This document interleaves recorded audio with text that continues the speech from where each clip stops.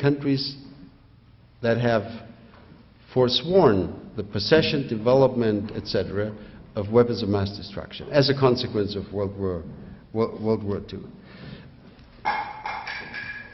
But we have not managed, ladies and gentlemen, we have not managed over the last 25 years to develop anything that resembles a Western strategy on Iran. Remember, 25 years ago, the hostages were taken, and you had the hostage crisis. And ever since, American policy on Iran, at least in my view,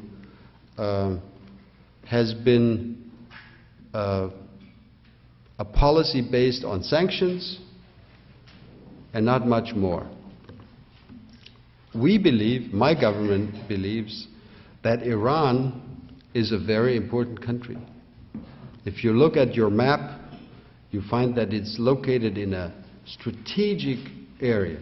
It's not only a neighbor to Iraq, it's also a neighbor to Russia. It's a neighbor to Turkey. It's a neighbor to Afghanistan, and so on and so forth.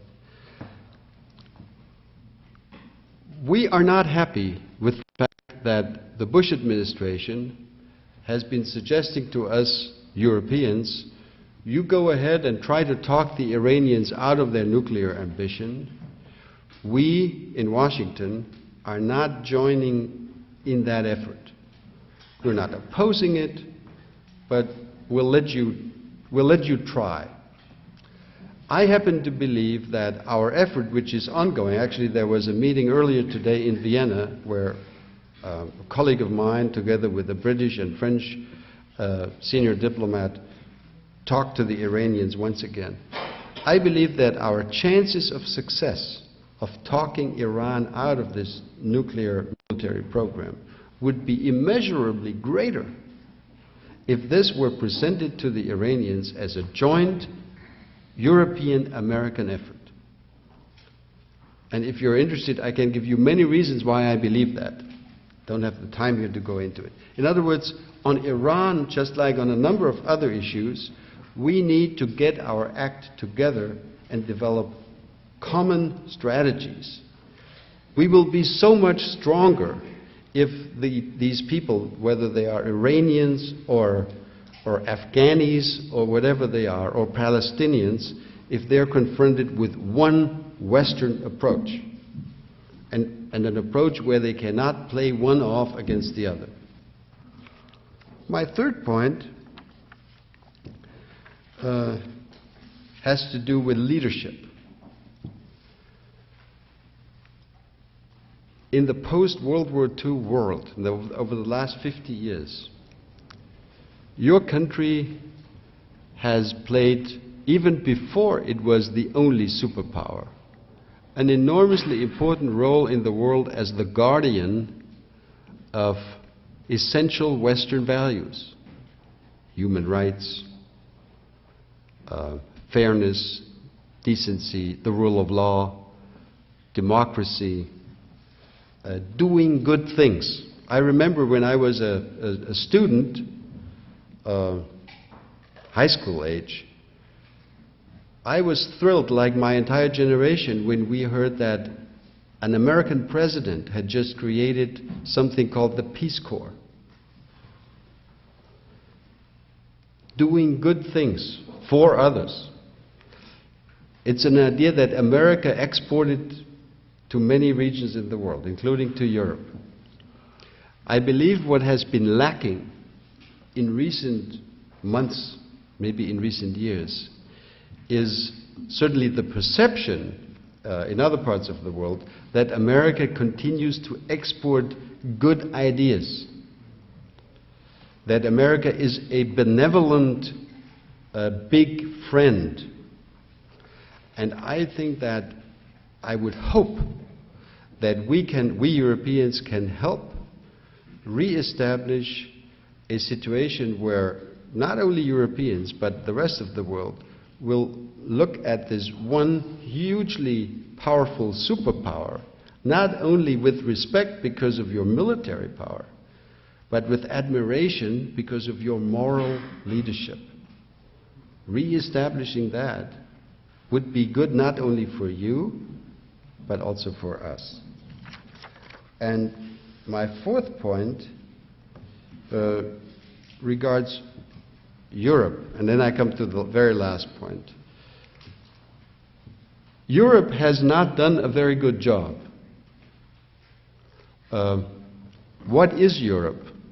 Henry Kissinger asked 31 years ago, in 1973, if I remember correctly, the question, tell me what Europe's telephone number is. And there is still not a very good answer to that. I think I have 3 or 4 telephone numbers here, but we're working on it. We have been working on it, and we take Henry's admonition seriously. But you should also please keep in mind and not forget, as you are maybe frustrated with a Europe that seems to be not very powerful, not very determined, not very strong, not a very good partner for the United States. Don't forget where we are coming from. Don't forget what has already been achieved. You can always look at the glass as half full or as half empty. And I want to propose to you that when you look at Europe, don't look only at what's not yet happening, look at what's already happening. Who would have believed 20 years ago that Europeans would actually be strong enough, determined enough to give up their own currencies, to create one currency? I certainly didn't have full confidence that my own fellow Germans would have the courage to say, okay, we'll give up the mark. We believe in the euro. We did it, and it was a historic experiment, and to the surprise of many, it worked. More recently, we've been working on the question, can we take Turkey in as a partner, as a future member of the European Union. Many Americans have been frustrated with our difficulties in coming up with a resounding yes to that question. Again, I don't have the time here to explain to you in detail why this is a tough one for many Europeans. But I do want to let you know that we are taking this question seriously. And if I had to bet money today, I would bet money on the European Union making a determination later this year in December that negotiations about membership with Turkey will in fact be opened. That will make of the European Union, think of it for a moment, a region that will comprise more than 550 million people.